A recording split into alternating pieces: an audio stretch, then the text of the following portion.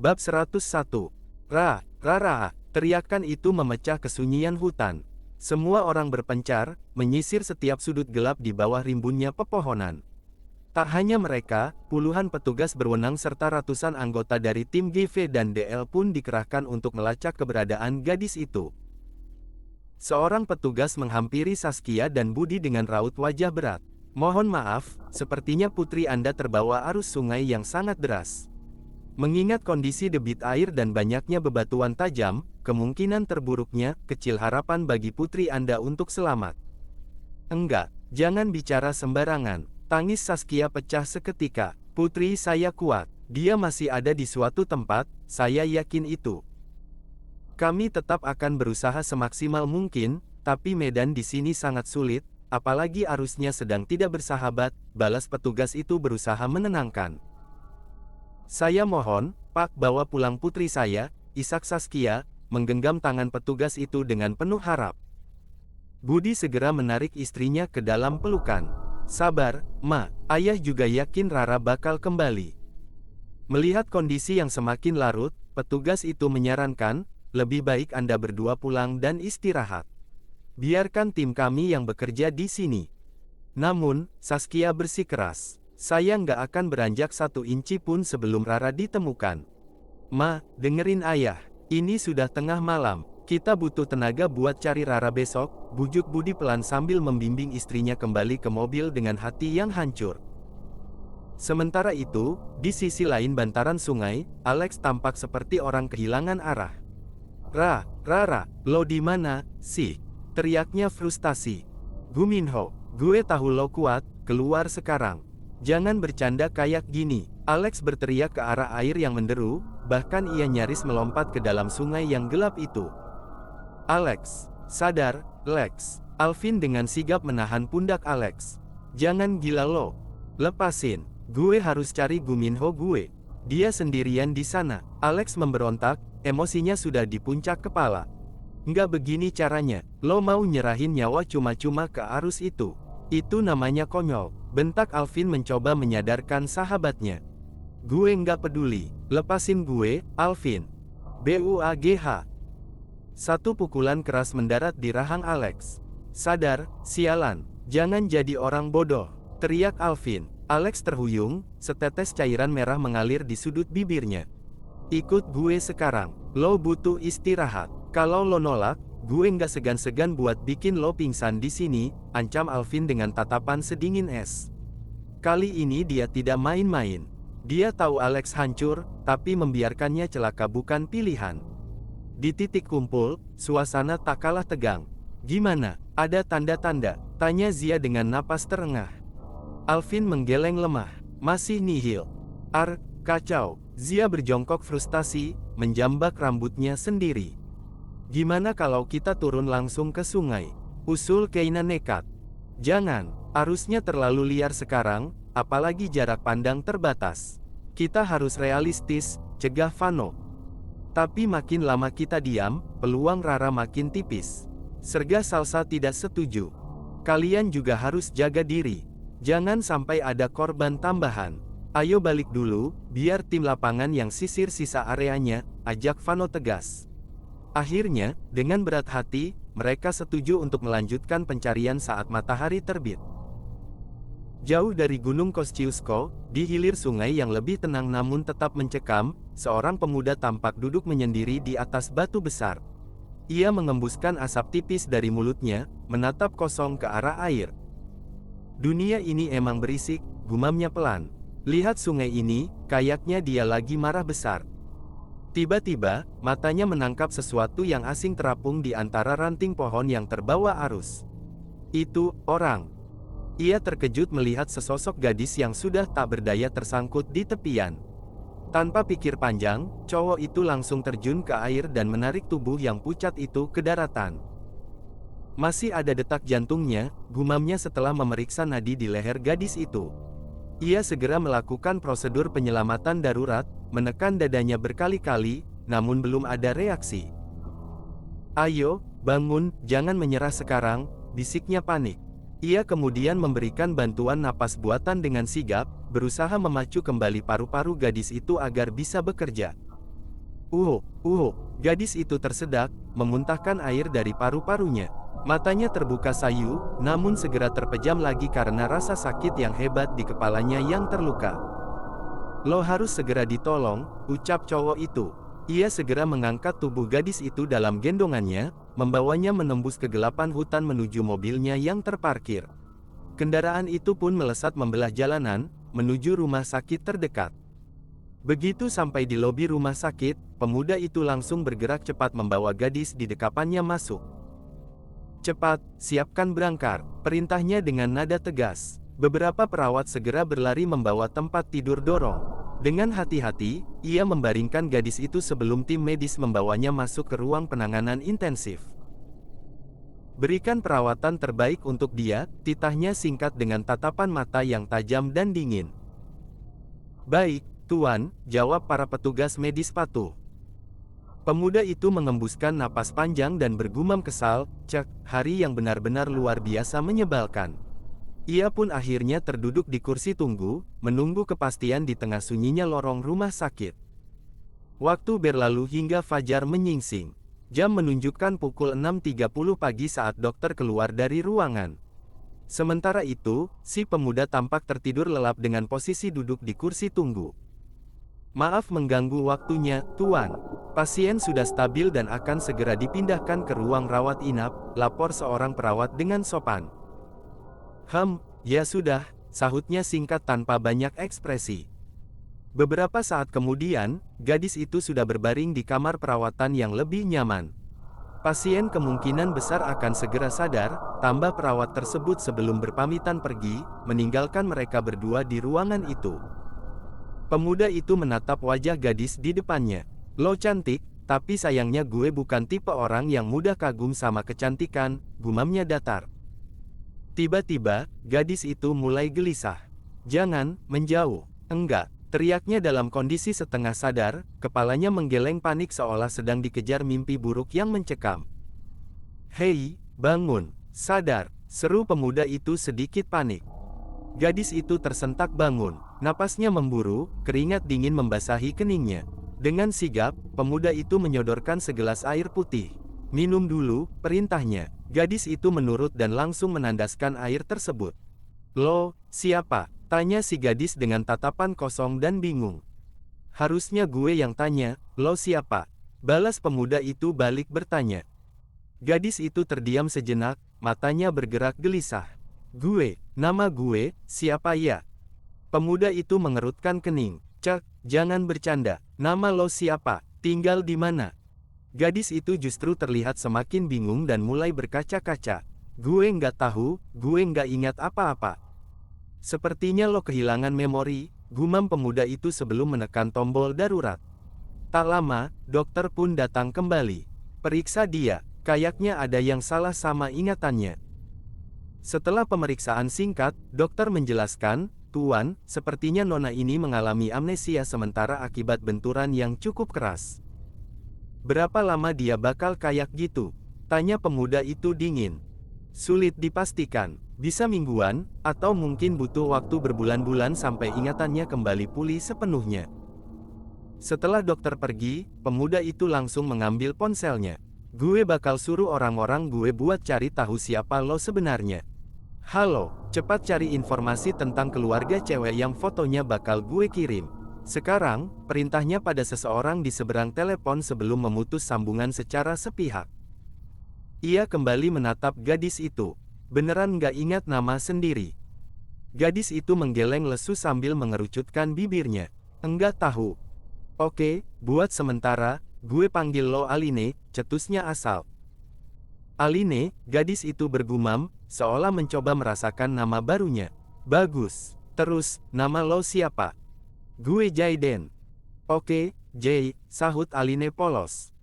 Jaiden mendengus kesal. "Panggil yang sopan. Gue lebih tua dari lo."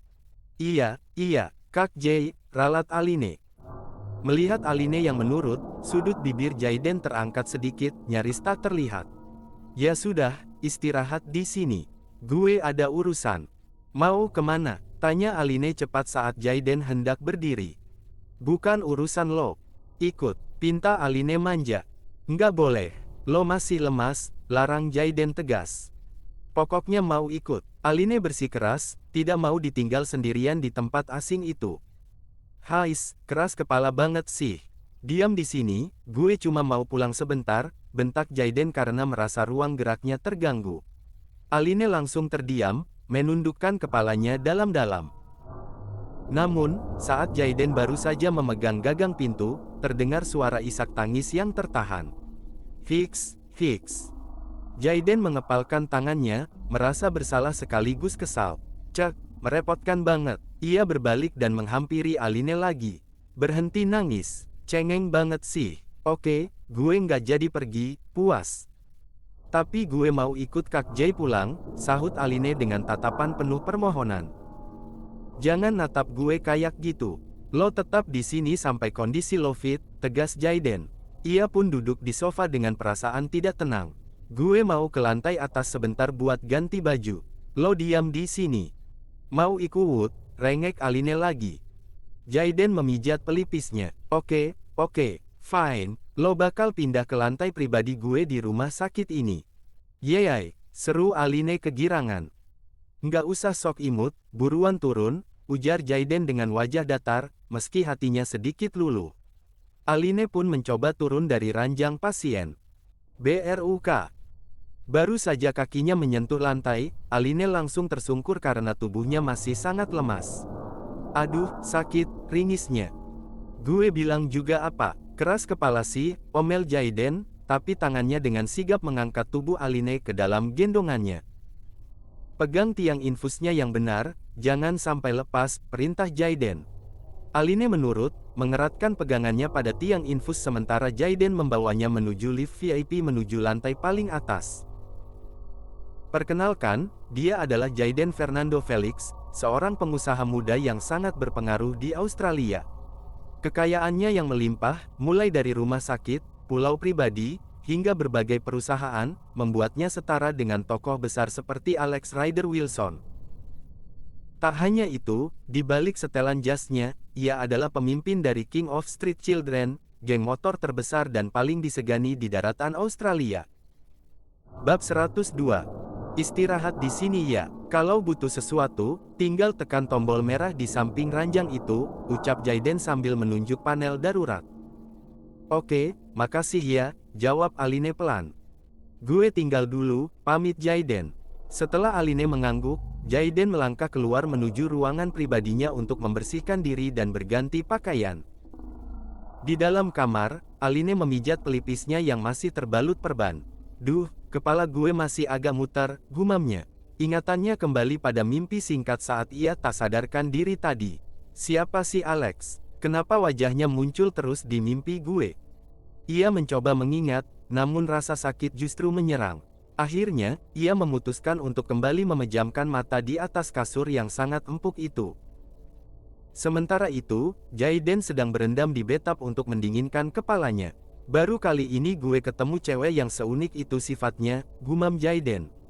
Gue harus secepatnya cari tahu siapa dia dan balikin ke keluarganya sebelum makin ribet. Tring, tring. Ponsel Jaiden berdering nyaring. Ia langsung mengangkatnya. Gimana hasilnya? Lapor, bos. Gadis yang Anda selamatkan adalah putri bungsu keluarga konglomerat Abimanyu. Namanya Rara Putri Abimanyu, jawab suara pria di ujung telepon. Jaiden menyeringai tipis. Rara Putri Abimanyu, nama yang cantik. Tapi menurut gue, dia lebih cocok dipanggil Aline. Ia terdiam sejenak. Kirim alamat lengkapnya ke gue sekarang. Siap, bos. Jaiden segera menyudahi mandinya. Gue harus gerak cepat, siang ini ada jadwal meeting penting di kantor. Di sisi lain hutan, suasana tegang menyelimuti Alex dan kawan-kawan. Mereka sudah bersiap dengan perahu karet, didampingi tim penyelamat serta ratusan anggota GV dan DL. Mereka menyisir aliran sungai yang luas dengan perasaan was-was. Please, bertahan ya, Ra. Gue bakal temuin lo dimanapun lo berada, batin Alex penuh harap. Rara, lo di mana? Teriak mereka bersahutan, suaranya menggema di sepanjang aliran sungai yang panjang. Setelah berjam-jam melakukan pencarian, mereka sampai di area hutan yang cukup jauh dari Gunung Kosciuszko. Arus di sini sudah mulai tenang ya, ujar Zia sambil menyeka keringat. Istirahat bentar yuk, kaki gue udah mau copot rasanya, keluh Salsa. Vano akhirnya setuju dan mereka menepi ke daratan. Semoga Rara baik-baik saja, bisik Zia cemas. Kita jangan putus doa ya, semoga Tuhan kasih petunjuk buat kita semua, ujar Fitri menenangkan. Mereka pun mengamini doa tersebut dengan tulus dalam hati. Tiba-tiba, mata Keina menangkap sesuatu yang berkilau di antara sela-sela batu pinggir sungai. Apaan tuh? Alvin segera menghampiri benda yang memantulkan cahaya matahari itu. Ia memungutnya dan menunjukkannya pada yang lain. Cincin, punya siapa nih? Zia langsung menyambar benda itu. Ini kan cincin tunangan Rara. Serunya tak percaya. Alex mendekat dengan mata berbinar. Iya, itu cincin yang gue pasangin ke jari dia. Berarti dia sempat di sini. Artinya Rara selamat, kan? Tanya Salsa penuh harapan. Kemungkinannya besar, dan melihat posisinya, mungkin ada seseorang yang menemukannya lebih dulu, analisis Zia. Fitri menunjuk ke arah atas. Lihat, di sana ada jembatan. Ayo kita cek ke atas. Mereka berlari menuju jalan aspal di atas jembatan itu. Di sana, Farel menemukan sesuatu. Ada bekas ban mobil di sini. Jejaknya masih baru. Berarti benar, kemungkinan besar Rara dibawa seseorang lewat jalur ini, simpul Farel. Alex mengacak rambutnya frustasi. Kenapa jalannya jadi makin rumit begini sih? Sabar, Lex. Yang penting kita tahu dia selamat. Sekarang kita cari tahu siapa saja yang lewat jalan ini semalam, ujar Vano tegas. Sekarang kita balik dulu buat susun rencana baru. Kembali ke rumah sakit, Jaiden yang sudah rapi dengan setelan kantornya baru saja keluar kamar, namun langkahnya terhenti. Ngapain lo di depan pintu gue? Tanyanya kaget melihat Aline berdiri di sana. Bosan, jawab Aline singkat. Terus, mau jalan-jalan, boleh ya? Nggak boleh, lo belum pulih. Balik ke kamar sekarang, mana selang infus lo? Tanya Jaiden tegas. Udah gue lepas, gue ngerasa udah sehat kok, jawab Aline santai. Tetap nggak boleh, gue mau kerja, jangan bikin pusing, ketus Jaiden. Ikut, Aline merengek, please, gue bosen banget. Janji deh nggak bakal ngerepotin. Gue bilang enggak, ya enggak, bentak Jaiden yang sedang terburu-buru. Aline langsung tertunduk lesu dan masuk kembali ke kamarnya. Bagus, diam di sana. Seru Jaiden sambil melangkah menuju lift. Namun, Aline tidak menyerah. Gue nggak bakal diam doang di sini, gumamnya kesal. Ia mandi dengan cepat dan membuka lemari pakaian. Isinya baju cowok semua. Haduh. Ia pun membuka pintu kamar dan menatap tajam dua penjaga di depan lift. Kalian, cariin gue baju cewek sekarang. Cepat, atau gue aduin ke Kak Jay kalau kalian nggak becus. Gertak Aline dengan wajah sedingin es. Para penjaga itu panik. Baik, Nona. Salah satu dari mereka langsung lari ke lift. Aline menyeringai kecil. Enak juga ya jadi orang kaya, semua orang jadi segan. Kira-kira keluarga asli gue sekaya Kak Jay nggak ya? Beberapa menit kemudian, penjaga kembali membawa kantong belanja. Ini pakaiannya, Nona. Lama banget, ketus Aline sambil merebut kantong itu. Ia mengganti bajunya dengan sebuah dress yang cantik. Bagus sih, walau gue nggak terlalu suka pakai dress. Tapi ya sudahlah. Ia melangkah keluar menuju lift lagi. Nona mau kemana? Cegah penjaga. Tuan melarang Anda keluar. Bodoh amat, buka liftnya sekarang. Tita Aline galak. Maaf, tidak bisa, Nona. Buka sekarang atau kalian yang kena masalah nanti. Ancam Aline dengan tatapan tajam yang membuat nyali para penjaga ciut. Akhirnya, mereka mengizinkan Aline pergi dengan syarat harus dikawal 2 orang. Berasa jadi tawanan gue, gerutu Aline di dalam lift. Tujuan kita kemana, Nona? Cari tempat makan enak. Gue lapar, jawab Aline dengan nada datar khas orang berkuasa. Dalam hatinya, ia tertawa geli. Ternyata asik juga pura-pura jadi cewek dingin. Mereka semua jadi takut, batinnya sambil menahan senyum. Ting! Pintu lift terbuka. Aline melangkah keluar dari area rumah sakit didampingi 2 pengawal menuju area parkir. Salah satu penjaga dengan sigap membukakan pintu mobil untuknya. Silakan masuk, Nona, ucapnya sopan.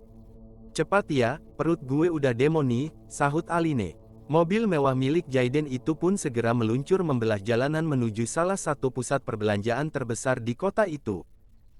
20 menit kemudian, mereka tiba di sebuah mall megah. Saat Aline melangkah masuk, para petugas keamanan mall tampak membungkuk hormat padanya. Selamat datang, Nona, sapa mereka. Aline hanya mengangguk bingung. Ia langsung menuju area kuliner dan memilih meja yang masih kosong. Kenapa kalian berdiri terus? Duduk sini, perintah Aline pada dua pengawalnya. Tugas kami menjaga Anda, Nona, jawab mereka ragu.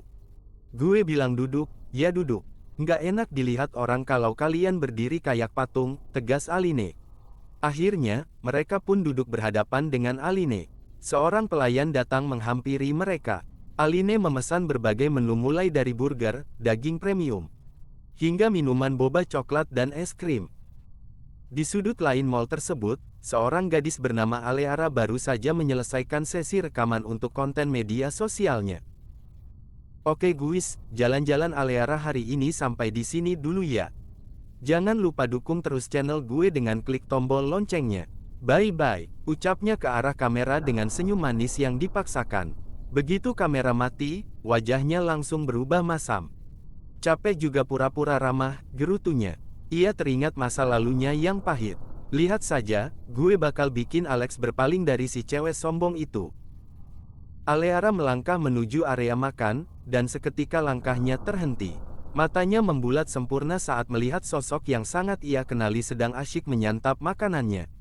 Tunggu, itu kan si Rara. Akhirnya ketemu juga, gumamnya dengan seringai licik. Brak. Aleara menggebrak meja Aline dengan keras. Heh, cewek nggak tahu diri, bentak Aleara. Aline tersedak pelan. Ia menatap gadis asing di depannya dengan dahi berkerut. Siapa lo? Ganggu orang makan aja. Nggak usah akting deh, gue tahu siapa lo. Seru Aleara penuh emosi. Aline tetap tenang sambil memotong daging di piringnya. Gue beneran nggak kenal lo. Salah orang kali, Brak. Sialan, gue kesini mau kasih lo pelajaran. Aleara kembali menggebrak meja. Aline meletakkan pisaunya dengan bunyi denting yang tajam. Tatapannya berubah menjadi sangat dingin, membuat suasana di sekitar meja itu mendadak mencekam. Jangan ganggu makan siang gue, atau pisau di tangan gue ini bisa salah sasaran, ancam Aline dengan nada suara yang rendah namun menusuk. Aleara sempat bergidik ngeri melihat perubahan aura Aline, namun ia terlalu angkuh untuk mundur. Lo pikir gue takut sama cewek kayak lo? JLEB. Aline menghujamkan garpu dan pisaunya ke meja kayu itu hingga menancap kuat. Ia berdiri dan menatap tajam Aleara. Gue bukan siapapun yang lo maksud. Nama gue Aline, ingat itu baik-baik. Melihat situasi yang mulai tak terkendali, salah satu pengawal Aline segera menghubungi Jaiden. Halo bos, gawat. Nona Aline terlibat keributan di mall dengan seorang cewek asing. Apa? Kenapa kalian bisa ada di mall? Suara Jaiden terdengar sangat marah di telepon. Nona yang memaksa, Tuan.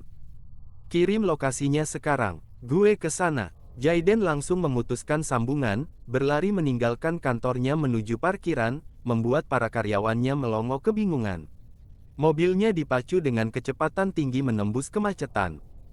15 menit kemudian, Jaiden tiba di lokasi. Ia melihat Aline sedang berhadapan dengan Aleara yang terus-menerus memancing emosinya. Mending lo pergi sekarang sebelum orang-orang gue bertindak, usir Aline dingin.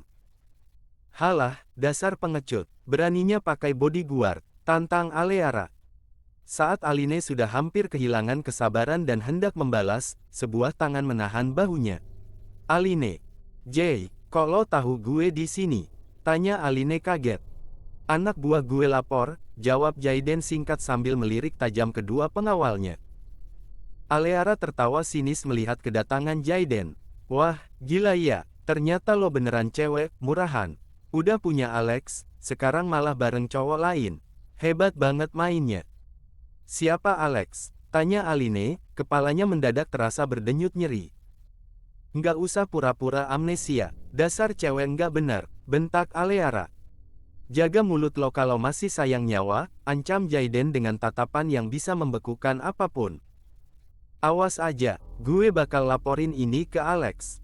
Aleara dengan cepat mengambil foto Aline dan Jayden, lalu mengirimkannya kepada seseorang bernama Alex sebelum akhirnya pergi dengan perasaan menang. Alex, siapa Alex? Gumam Aline sambil memegang kepalanya yang semakin pusing. Udah, ayo pulang. Gue udah bilang lo belum sehat, ujar Jayden lembut namun tegas. Ia langsung menggendong Aline yang tampak lemas menuju mobil. Dari kejauhan, Aleara masih memantau mereka sambil tersenyum puas. Lihat aja, setelah Alex lihat foto kalian mesra begini, dia bakal jadi milik gue selamanya. Bab 103. Suara notifikasi memecah keheningan di sekitar Alex. Cak, siapa sih yang ganggu? Gerutunya kesal. Begitu layar ponsel menyala, jantungnya seakan berhenti berdetak. Di sana terpampang foto Rara bersama seorang pria asing yang sangat berwibawa. Apa? Gimana bisa Rara ada sama dia? Pekik Alex tak percaya. Ada apa, Lex? Rara kenapa? Tanya teman-temannya yang langsung mengerumun. Lihat ini, Alex menunjukkan layar ponselnya dengan tangan gemetar. Itu beneran Rara, kan? Tanya Zia memastikan. Dari postur dan cirinya, nggak salah lagi. Itu dia, sahut Raisa lirih. Tanpa membuang waktu, Alex langsung menghubungi Aleara, si pengirim foto. Halo, Alex sayang. Tumben banget telepon, kangen ya. Suara manja Aleara terdengar di ujung sana. Cepat kasih tahu gue, lo ketemu Rara di mana? Bentak Alex. Duh, kenapa masih nanyain dia sih? Jelas-jelas cewek nggak bener itu sudah bahagia sama gandengan barunya, jawab Aleara sinis. Jaga mulut lo, Aleara.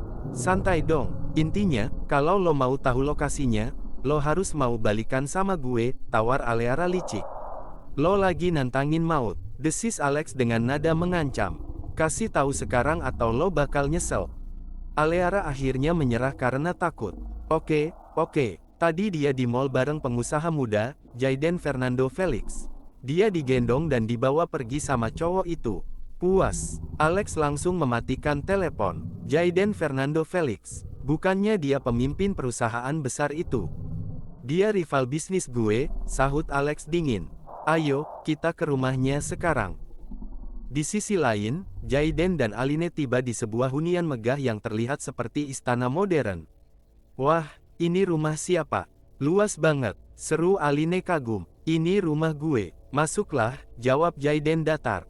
Aline langsung berlari masuk dengan riang seperti anak kecil yang baru menemukan tempat bermain baru. Jayden menatapnya dengan dahi berkerut. Cewek ini unik banget. Kadang manja kayak anak kecil, tapi di mall tadi, auranya bisa berubah jadi sangat mengerikan, batinnya. Rumah ini nggak ada orang lain. Tanya Aline setelah sampai di dalam. Gue tinggal sendiri, tapi ada staf yang urus kebersihan dan makanan, jelas Jayden. Sekarang, pilih kamar yang lo suka dan istirahat. Aline memilih kamar paling luas di lantai atas. Namun, saat ia mencoba memejamkan mata, potongan-potongan bayangan mulai menghantui pikirannya. Guminho, lo di mana? Sebuah suara pria menggema di kepalanya. Jangan tinggalin gue, Rara, gue sayang sama lo. Aline memegang kepalanya yang mendadak terasa dihantam benda tumpul. Siapa mereka? Kenapa suara itu panggil nama Rara? Napasnya tersengal, berusaha menahan rasa sakit yang luar biasa. Tiba-tiba, suasana di lantai bawah berubah mencekam. Alex bersama keluarga Abimanyu dan teman-temannya sudah sampai. Alex mencoba menerobos masuk namun dihadang penjaga. Minggir, gue mau jemput tunangan gue, teriak Alex emosi. Maaf, Anda tidak bisa masuk tanpa janji dengan Tuan Jayden, cegah penjaga. Karena emosinya sudah diubun-ubun, Alex terpaksa bertindak tegas. Ia melumpuhkan para penjaga yang menghalanginya dan menendang pintu depan hingga terbuka lebar. Jayden, keluar lo, jangan jadi pengecut dengan nyembunyiin Rara, teriak Alex lantang.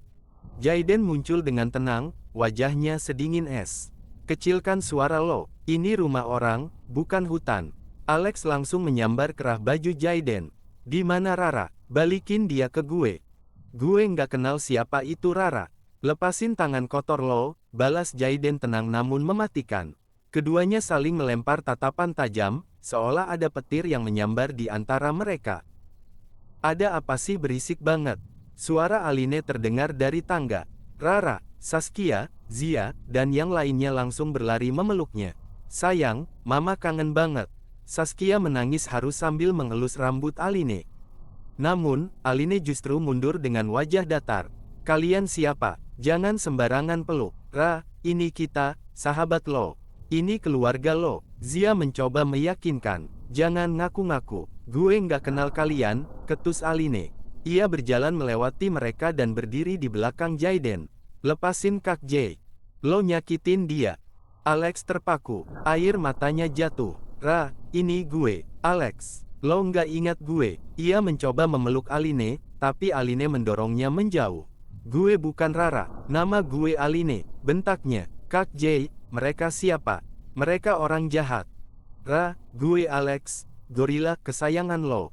Lo beneran lupa? Alex memohon dengan suara parau. Saskia dan Budi juga berusaha mengingatkan, begitupun dengan kakak-kakaknya, Putra, Rio, Vano, dan Farel. Mereka semua menyebutkan kenangan mereka satu per satu. Mendengar rentetan nama dan kenangan itu, kepala Aline terasa seperti mau pecah. Kilatan memori yang tak jelas mulai berputar cepat di otaknya. Aline meremas tangan Jaiden kuat-kuat. Pandangannya mengabur. Aline, lo kenapa? Tanya Jaiden panik. Sayang, kamu kenapa, nak? Saskia ikut cemas. Pergi kalian semua, kepala gue sakit. Teriak Aline histeris sambil menjambak rambutnya sendiri sebelum akhirnya semuanya menjadi gelap. BRUK. Tiba-tiba, tubuh Aline melemas. Kesadarannya hilang seketika hingga ia jatuh pingsan di tengah kepanikan orang-orang di sekelilingnya.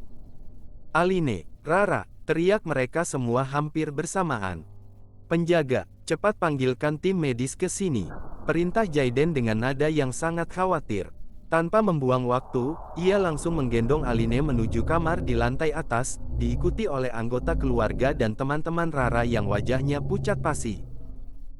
Beberapa saat kemudian, dokter datang terengah-engah dan langsung melakukan pemeriksaan intensif. Semua orang menunggu di luar pintu dengan perasaan tak menentu. Dok, bagaimana keadaan dia?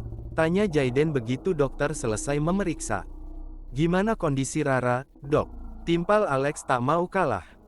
Dokter menghela napas panjang. Seperti diagnosa saya kemarin, Nona ini mengalami amnesia sementara. Saya mohon dengan sangat, jangan memaksanya untuk mengingat apapun secara tiba-tiba. Tekanan mental yang terlalu besar bisa berakibat buruk bagi sarafnya. Lalu, apa yang harus kami lakukan supaya ingatannya kembali? Tanya Zia penuh harap. Biarkan semuanya berjalan alami. Ajak dia ke tempat-tempat yang akrab baginya dulu, tapi jangan dipaksa. Biarkan memorinya kembali perlahan-lahan, jelas dokter. Ia kemudian memberikan beberapa botol obat. Pastikan dia meminum ini secara rutin. Saya permisi dulu. Jaiden memberi isyarat pada anak buahnya. Antar dokter ke depan dan pastikan dia mendapatkan bayarannya. Setelah dokter pergi, suasana kembali menegang. Alex menatap Jaiden dengan tajam. Sekarang jelaskan, apa yang sebenarnya terjadi sampai dia bisa seperti ini.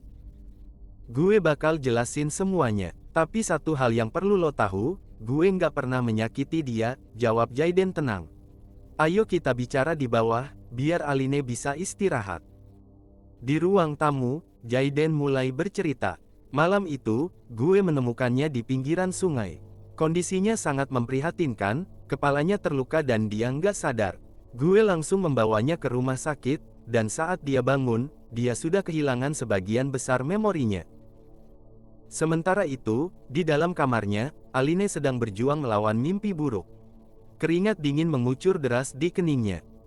Sayang, ayo sarapan dulu, suara lembut seorang wanita bergema di pikirannya. Ra, ayo kita balapan. Suara tawa seorang gadis terdengar jauh. Gue datang buat menghabisi lo dan kelompok GV. Suara ancaman dari pria misterius juga mendadak muncul. Gue sayang sama lo, Guminho. Bisikan hangat dari seorang pria menutup rentetan bayangan itu.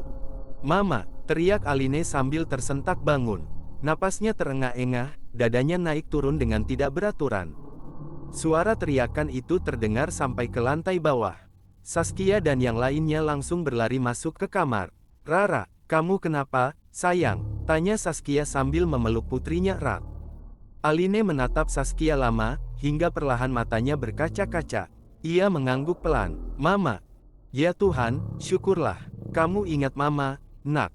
Tangis Saskia pecah karena bahagia. Aline hanya mengangguk lemas. Ara pusing, Ma. Iya, sayang. Kita pulang ya. Kita istirahat di rumah, bujuk Saskia. Aline setuju. Alex yang melihat itu mencoba mendekat. Biar gue yang gendong lo, Ra. Namun, Aline justru memberikan tatapan tajam dan dingin yang membuat Alex terpaku. Siapa lo? Jangan berani-berani sentuh gue, cetusnya. Ra, ini gue, Alex, jawab Alex dengan suara lirih. Gue nggak kenal, Bang Ano. Aline justru merentangkan tangannya ke arah Vano. Vano segera menghampiri, membiarkan Rara naik ke punggungnya untuk digendong keluar rumah. Saskia mengelus bahu Alex yang tampak terpukul. Sabar ya, Alex. Ingatannya belum pulih total. Kita harus pelan-pelan. Sebelum pergi, Saskia menghampiri Jaiden. Nak Jaiden, terima kasih banyak sudah menyelamatkan putri saya. Kami sangat berutang budi padamu. Sama-sama, Tante. Itu sudah jadi kewajiban saya, jawab Jaiden sopan. Ini alamat rumah kami. Kamu boleh berkunjung kapan saja, ujar Saskia memberikan sebuah kartu sebelum mereka semua berpamitan. Mobil-mobil itu perlahan meninggalkan kediaman Felix. Jaiden berdiri di depan pintu, menatap kartu alamat di tangannya dengan tatapan yang sulit diartikan. Kenapa rasanya sepi banget pas dia pergi? Gumam Jaiden bingung pada perasaannya sendiri. Bab 104. Sesampainya di kediaman keluarga Abimanyu, suasana hangat menyambut kepulangan Rara. Ayo masuk, sayang, ajak Saskia lembut sambil membimbing putrinya. Iya, Ma, sahut Rara pendek. Ia pun melangkah masuk, diikuti oleh rombongan teman-temannya yang masih merasa cemas. Kamu lapar, nak? Mau Mama siapkan makanan? Tanya Saskia penuh perhatian. Rara menggeleng pelan. Tadi sempat makan di mall, Ma. Tapi cuma sedikit soalnya ada cewek aneh yang tiba-tiba ganggu, keluhnya teringat kejadian tadi. Ya sudah kalau gitu, kamu mau makan lagi nggak nanti? Nggak dulu deh, Ma. Ara mau langsung ke kamar aja, capek, jawab Rara. Setelah mendapat izin dari mamanya, ia pun menaiki tangga dan menghilang di balik pintu kamarnya. Zia yang memperhatikan sejak tadi menyenggol lengan Keina. Kalian ngerasa nggak sih, Rara jadi beda banget?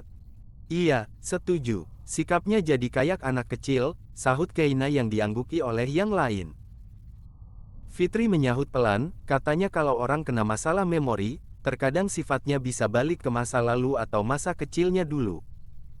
Pantesan aja jadi lebih manja, gumam Zia. Saskia mencoba menenangkan mereka. Nggak apa-apa, yang penting Rara sudah ada di rumah. Seiring berjalannya waktu, semoga memorinya bisa pulih sedikit demi sedikit. Alex yang sedari tadi diam akhirnya memberanikan diri. Tante, Alex boleh jenguk Rara ke atas sebentar? Boleh, Lex. Tapi ingat ya, jangan dipaksa ingat apa-apa dulu, pesan Saskia. Siap, Tante. Permisi, pamit Alex. Ia melangkah mantap menaiki satu persatu anak tangga menuju kamar Rara. Tok, tok, tok. Siapa? Tanya suara dari dalam. Ini gue, boleh masuk? Tanya Alex ragu. Masuk aja. Begitu pintu terbuka, Alex melihat pemandangan yang tak biasa. Rara sedang duduk di tengah karpet, asyik bermain dengan beberapa boneka. Katanya mau istirahat, goda Alex sambil tersenyum tipis. Rara menatap Alex sinis. Suka-suka gue dong, masalah buat lo, emangnya lo bos gue yang bisa ngatur-ngatur? Ketusnya. Iya, ampun deh, sahut Alex pasrah sambil duduk di tepi tempat tidur Rara. Ngapain lo kesini? Tanya Rara lagi tanpa mengalihkan pandangan dari bonekanya. Nggak apa-apa, pengen lihat kondisi lo aja. Udah lihat kan, sekarang lo boleh pergi kalau nggak mau ikut main sama Nona Guminho, ujar Rara cuek. Oke, gue temenin main kalau gitu, sahut Alex berusaha mengakrabkan diri. Rara mendongak, ya udah, tolong ambilin semua koleksi boneka gue di lemari itu. Ia menunjuk sebuah lemari besar di sudut ruangan. Alex menurut dan melangkah ke sana. Begitu ia menarik pintu lemarinya. Ceklek, BRUK. Sekejap saja, tumpukan boneka dan mainan meluncur deras menimpa tubuh Alex hingga ia terkubur di bawahnya. Buahahaha, Rara tertawa lepas sampai memegangi perutnya. Aduh, lo ngerjain gue ya, seru Alex kesal sambil berusaha bangun dari timbunan boneka. Hehe, maaf om, tadi Ara mau kasih tahu, tapi keburu pintunya dibuka, sahut Rara sambil cengengesan tak berdosa. Hei, gue masih muda ya, jangan panggil om, protes Alex tak terima. Tapi kan om emang jauh lebih tua dari Ara, ledek Rara. Umur gue masih 25 ya, masih produktif tahu. Umur gue kan masih 18 ya. Pokoknya jauh beda, jadi sekarang siapa yang tua? Dasar om-om yang menolak kenyataan, ejek Rara makin jadi. Iya deh, cewek emang nggak pernah salah, gumam Alex mengalah. Nih, mainannya gue bawain ke sini. Alex pun memindahkan tumpukan mainan itu ke kasur. Di sela-sela itu, ia menemukan dua boneka yang menarik perhatiannya, gorila dan rubah. Wah, ada boneka rubah sama gorila juga. Iya dong, itu rubah kesayangan gue, namanya Kurama dari anime Naruto, sahut Rara antusias. Sejak kapan lo suka anime? Tanya Alex heran. Heh, asal lo tahu ya, gue ini, wibu kelas kakap. Jawab Rara bangga. Nggak percaya gue. Ih, beneran, dengerin nih ya, gue jago akting suara anime. Rara lalu berdehem pelan. Ekem, darling Ohayo, ara-ara korewa, Oni-chan, moshi-moshi, daijobu desuka. Alex melongo, emang lo tahu artinya apaan? Enggak tahu, yang penting gaya dulu. Jawab Rara tanpa beban. Haduh, Alex menepuk jidatnya sendiri melihat tingkah lucu gadis itu. Hahaha, siniin tuan gorila sama tuan Kuramanya. Pintar Rara. Ini buat gue aja ya. Goda Alex sambil menyembunyikan bonekanya di belakang punggung. Ih, jangan, itu punya gue, tahu. Rara langsung turun dari kasur dan mencoba merebut boneka itu. Karena lo sudah punya rubah asli, boneka ini buat gue aja, ledek Alex lagi. Hah, emang gue punya rubah asli? Tanya Rara bingung. Iya, lo kan bangun tempat penangkaran buat Kurama asli di markas lo. Oh ya, bodo amat. Siniin boneka gue. Rara berjinjit berusaha meraih tangan Alex yang diangkat tinggi-tinggi. Lo curang, mentang-mentang tiang listrik, jangan sombong ya. Pendek ya pendek aja, nggak usah ngeles, canda Alex makin menjadi. Gue tinggi ya, sini balikin. Rara melompat-lompat kesal. Cek, buruan balikin atau lo bakal nyesel. Ancam Rara dengan tatapan mautnya.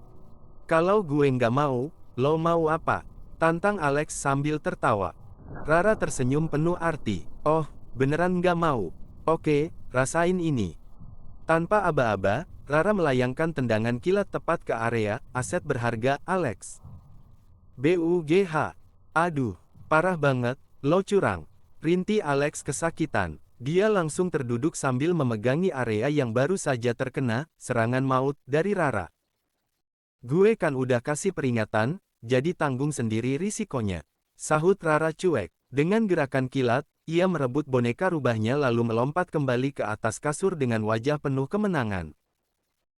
Duh, hancur sudah masa depan gue, gumam Alex dengan wajah yang dibuat semelas mungkin, seolah-olah dunianya baru saja kiamat. Dasar drama king, lebay banget sih lo, ejek Rara sinis. Namun, tiba-tiba Alex memejamkan matanya dan jatuh terkapar tak sadarkan diri di lantai. Heh, nggak usah akting deh. Gue tahu akal buluk lo. Seru Rara ketus. Tapi, suasana mendadak hening. Tak ada jawaban sedikit pun dari Alex. Sialan, cepetan bangun, nggak lucu tahu. Rara mulai kesal. Ia terpaksa turun dari kasur dan menghampiri Alex yang tergeletak diam. Bangun, Lex. Jangan main-main. Rara mengguncang tubuh Alex dengan kasar. Duh, payah banget sih jadi cowok. Katanya pemimpin hebat, tapi kena gitu doang langsung tumbang, gerutu Rara yang mulai merasa ada yang tidak beres. Alex, bangun, jangan nakut-nakutin gue. Suara Rara mulai bergetar cemas karena Alex tetap tak bergeming. Alex, bangun, sialan. Karena panik, Rara berteriak sekencang mungkin, Mama, Ayah, Kakak, tolongin ke sini. Rara sudah bersiap lari keluar kamar untuk memanggil bantuan. Namun, baru saja ia berbalik, sebuah tangan yang kuat tiba-tiba mencengkeram pergelangan tangannya. "Cie, ternyata ada yang khawatir banget ya sama gue," goda Alex sambil membuka mata dan tersenyum lebar menatap Rara. "BUGH. Sialan lo, Alex. Mati aja sana," bentak Rara emosi. Kali ini, ia mendaratkan tendangan telak ke arah perut Alex saking kesalnya sudah dikerjai. "Aduh, sakit beneran ini," ringis Alex sambil memegangi perutnya. "Dasar lemah, manja banget sih," ejek Rara dengan napas memburu. "Yah, pemimpin hebat kok dibilang cengeng," balas Alex sambil tertawa kecil. "Kata siapa?" tantang Rara galak. "Kata gue barusan. Ngeselin banget sih lo." Tiba-tiba, Alex terdiam sejenak. Matanya menyipit menatap Rara penuh selidik. Tunggu dulu. Tadi lo bilang, pemimpin hebat, dan manggil nama gue dengan benar. Jangan-jangan, lo cuma pura-pura amnesia ya? Tanya Alex yang baru menyadari kejanggalan tersebut. Rara memalingkan wajahnya dengan cepat. "Kata siapa? Gue beneran nggak kenal lo kok," jawabnya berusaha berbohong, meski nada suaranya terdengar ragu. "Ayo ngaku, lo tadi cuma sandiwarakan." Alex berdiri dan mulai memojokkan Rara. "Enggak, gue jujur kok," sahut Rara bersikeras. "Serius nih?" tanya Alex memastikan dengan nada menantang. "Iya, serius," jawab Rara, mencoba tetap tenang di bawah tatapan tajam Alex. "Masih belum mau jujur juga, hem." Tanpa aba-aba, Alex langsung menyerang Rara dengan jurus gelitik mautnya. "Hahaha, apaan sih? Berhenti, Lex. Hahaha, lepasin. Geli banget, sialan. Hahaha." Rara tertawa histeris, tak kuasa menahan serangan mendadak itu. "Ayo, ngaku sekarang," desak Alex yang masih terus menggelitik pinggang Rara. "Hahaha, iya, gue bohong. Puas lo, lepasin sekarang, ampun. Hahaha." Akhirnya Rara menyerah kalah dan jatuh terkapar di atas kasur sambil mengatur napasnya. "Kenapa harus bohong? Lo tahu nggak, gue rasanya mau gila pas lo bilang nggak ingat sama gue," tanya Alex dengan nada yang tiba-tiba berubah serius. Ia menahan posisi Rara dengan kedua tangannya agar gadis itu tidak kabur lagi. "Ya, nggak apa-apa, sengaja aja pengen lihat reaksi lo," jawab Rara santai, meskipun kini ia harus menatap mata Alex dalam jarak yang sangat dekat. "Lo nggak akan pernah tahu gimana hancurnya perasaan gue waktu ngira lo beneran lupain gue," bisik Alex lirih. Melihat gurat kesedihan di wajah Alex, hati Rara melunak. "Ya sudah, maaf ya," ucapnya lembut sambil mengelus pipi Alex dengan kedua tangannya. "Jangan pernah tinggalin gue lagi. Cukup sekali itu aja, jangan ada yang kedua kali," pinta Alex penuh harap. "Iya, gue janji nggak bakal pergi lagi, dasar gorila jelek. Tapi lo juga nggak boleh ninggalin gue," sahut Rara tulus. "Gue nggak akan pernah pergi," jawab Alex. Suasana mendadak hening dan terasa sangat intens saat mereka saling menatap satu sama lain. Jarak di antara mereka semakin terkikis, hingga tiba-tiba, "BRUK. Rara, ada apa?" teriak keluarga dan teman-temannya yang langsung mendobrak pintu kamar karena khawatir mendengar suara gaduh tadi. Mama," seru Rara kaget setengah mati. Zia, yang melihat posisi mereka berdua, langsung nyengir lebar. "Oh, oke, ternyata lagi sibuk. Lanjut aja, Ra, dadah." Zia segera menarik pintu kamar itu hingga tertutup kembali dengan cepat. Tunggu dulu, ini salah paham," teriak Rara panik sambil buru-buru bangun dari posisinya. Alex segera melepaskan tangannya, tertawa kecil melihat tingkah tunangannya.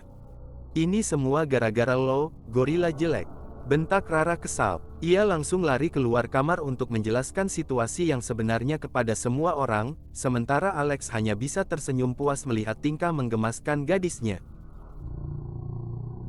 Bab 105. Suasana di ruang tamu mendadak riuh saat Rara muncul dengan wajah merah padam karena malu. Ma, tadi itu beneran cuma salah paham. Tadi Ara jatuh, maksudnya si Alex itu pura-pura pingsan. Pas Ara mau panggil kalian, ternyata dia cuma akting. Ara jadi kesel sendiri, swear deh nggak ada apa-apa," jelas Rara dengan nada bicara yang cepat dan panik. Saskia hanya tersenyum simpul melihat tingkah putrinya. Iya, Mama ngerti kok, sayang. Zia yang memang hobi menggoda langsung menyambar, lagian kalau beneran juga nggak apa-apa, Ra. Kenapa nggak buru-buru naik pelaminan aja? Biar gue cepat punya keponakan lucu. Nggak iya, gue nggak bakal mikirin itu sebelum lulus sekolah, tegas Rara. Masih 2 tahun lagi, Ra. Lagian kalau lo mau percepat lulusnya kan gampang, secara lo yang punya sekolahnya, goda Zia lagi.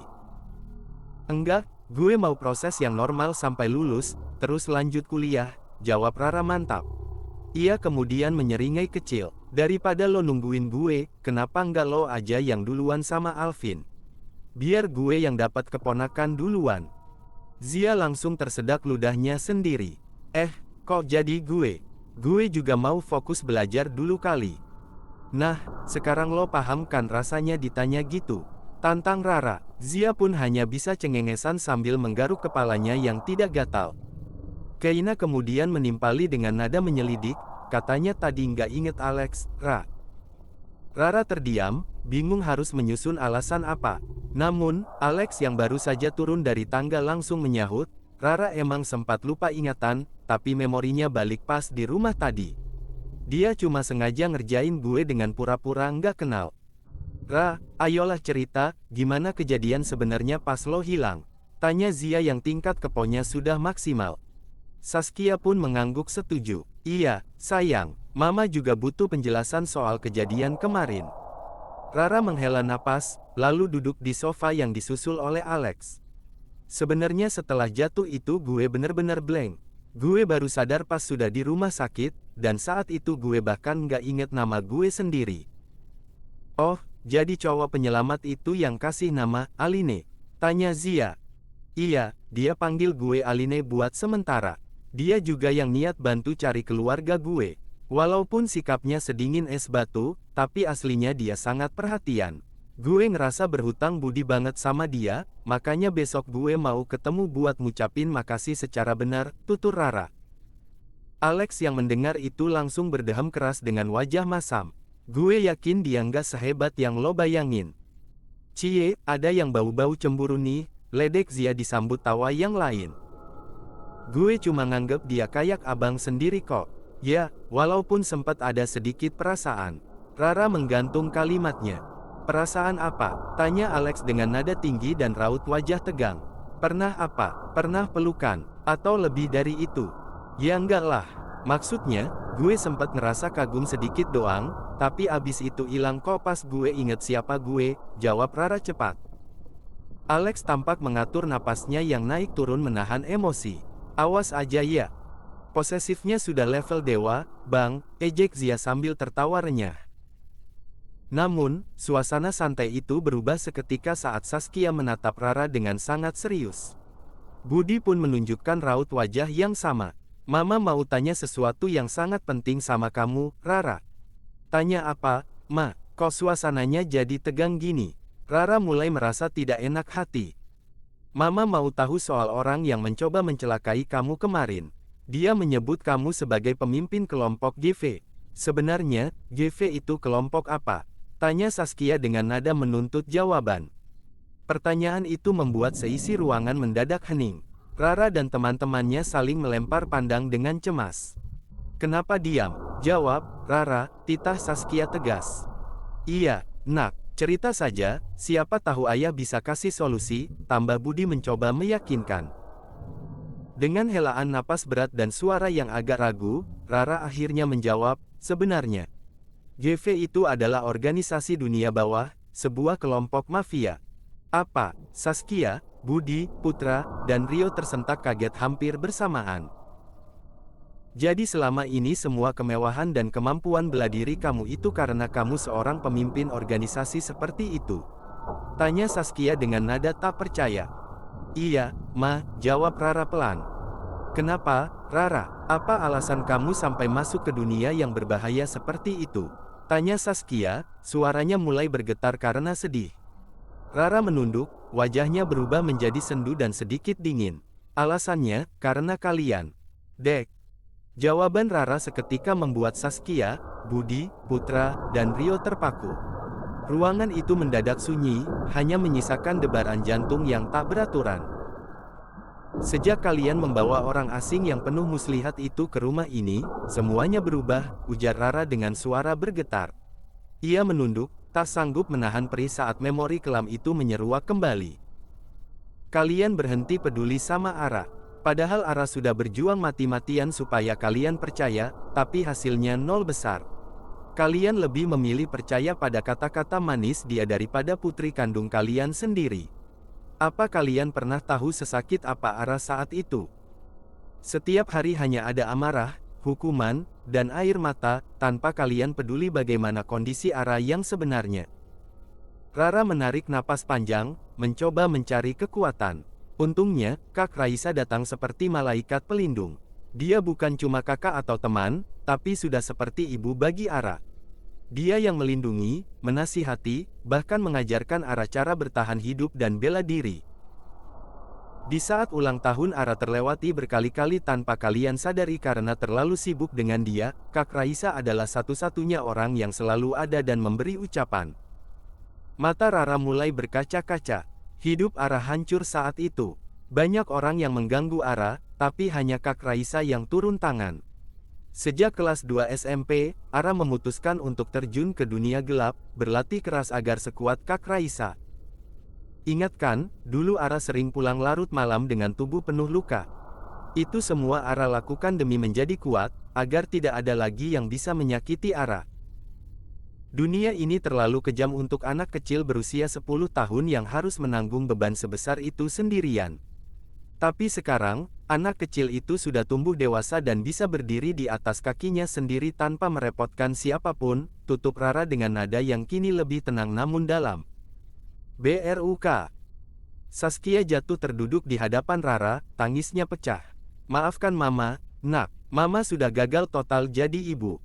Seharusnya Mama yang melindungi kamu, tapi Mama malah jadi orang yang paling menyakiti kamu. Fix. Budi pun ikut berlutut, matanya memerah menahan penyesalan. Ayah juga minta maaf, Ara. Seharusnya ayah jadi garda terdepan untuk menjaga kamu, tapi ayah justru membuat hidup kamu semakin menderita. Rara segera merengkuh kedua orang tuanya. Sudah, ini bukan sepenuhnya salah kalian. Yang salah adalah mereka yang berniat jahat dan ingin menghancurkan kebahagiaan keluarga kita. Mereka sengaja mengadu domba kita.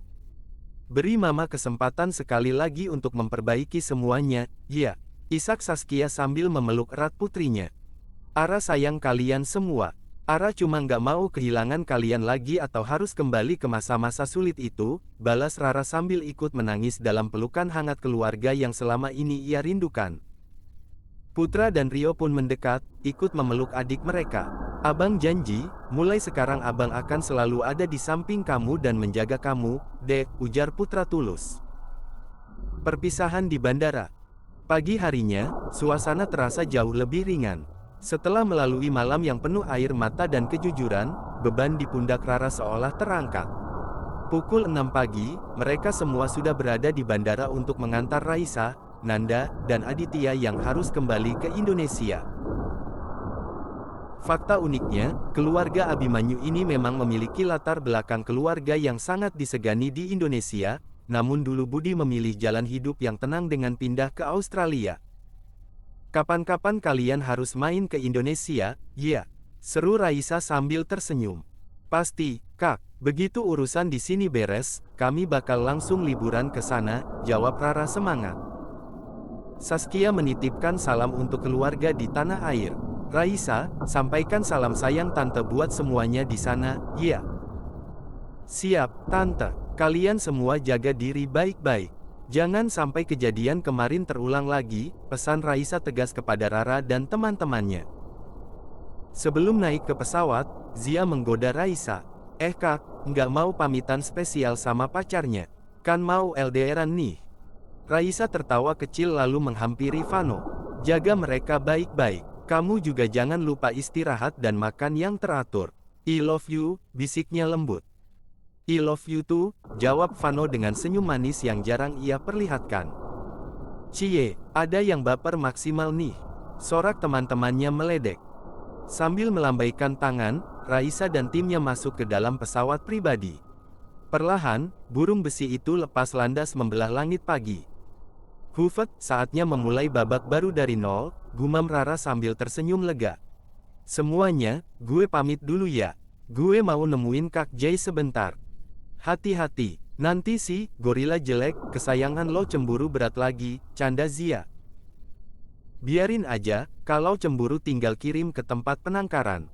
Canda Rara sambil berlari menuju mobilnya. Ara, jangan kebut-kebutan, teriak Saskia melihat mobil Rara melesat cepat. Sabar, Tante, dia emang nggak bisa pelan kalau soal gaya, ujar Zia menenangkan. Di dalam mobil, ekspresi Rara perlahan berubah serius. Hari ini gue temuin Kak Jay, setelah itu, gue harus cari tahu siapa dalang di balik semua kekacauan kemarin. Siapapun yang berani menyentuh kelompok gue, harus siap menanggung akibatnya. Bab 106. Sesampainya di kediaman mewah keluarga Felix, Rara langsung memarkirkan mobilnya dengan lincah di halaman yang luas. Ia melangkah keluar dengan penuh percaya diri menuju pintu utama gedung megah tersebut. Selamat pagi, Nona, sapa para pengawal dengan nada hormat begitu melihat Rara mendekat. Jayden ada di mana? Tanya Rara tanpa basa-basi. Tuan ada di dalam, silakan masuk, Nona, jawab salah satu pengawal sembari membukakan pintu besar itu untuknya. Begitu masuk, Rara merasa sedikit kebingungan. Dia di mana? Ya, apa masih di kamarnya? Gumam Rara. Ia pun memutuskan untuk naik ke lantai 2. Duh, kemarin gue cuma sebentar di sini, jadi nggak tahu letak kamarnya. Ia mencoba membuka satu persatu pintu kamar di lantai 2, namun hasilnya nihil. Tidak ada tanda-tanda keberadaan pria itu.